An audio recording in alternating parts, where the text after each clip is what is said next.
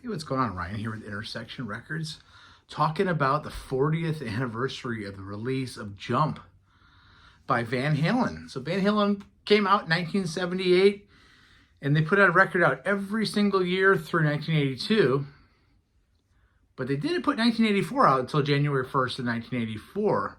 So they broke that streak of every year having a record out. But prior to the album coming out, Jump was released, and there was a video release. And I was in 5th grade 40 years ago today, and I saw the video, and I didn't know what to think.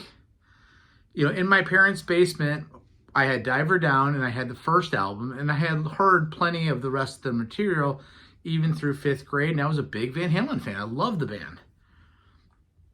Jump comes out with a video where they're on a sound stage and David Lee Roth jumping around. By the way, I had that poster in my bedroom at the same time.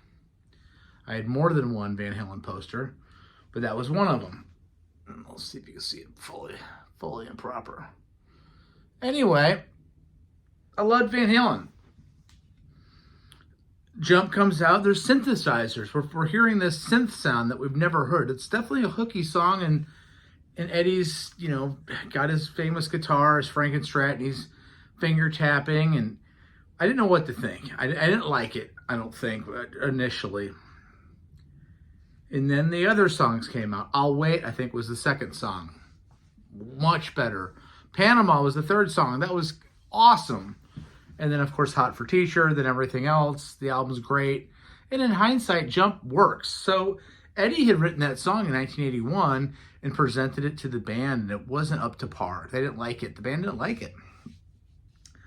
So Ted Templeman, the producer of Van Halen's first 6 albums, gives a tape to David, says, listen to the song again. What do you think? Come up with some words if you can.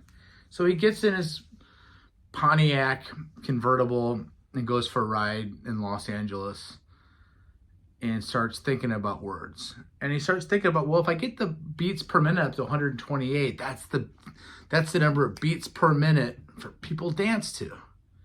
He said you could dance all the way up to going up to a girl with your beer, and if it spills, you're going too quick. If it doesn't, you're right there in the 128 beats per minute. So they changed the arrangement. David writes the songs in an afternoon. They record it and mix it all in the same night. And the rest is history. It's their first #1 song. It's a song that even Sammy Hagar sang with the band after he joined and David quit in '85. Similarly to Why Can't This Be Love was the first single off of 5150. I didn't like that either. But I will say this, after 40 years, Jump has grown on me, and it's pretty cool. Go ahead and jump. David wrote that because he saw some guy was on top of a building threatening to kill himself, and he was wondering if somebody was going to say, just go ahead and jump. Well, the song's not about go ahead and jump. It's about go ahead and jump into the party, jump into life, attack life, have fun. Check out my channel. We do shows every single day. Peace out. Happy holidays. We'll see you later. Bye-bye.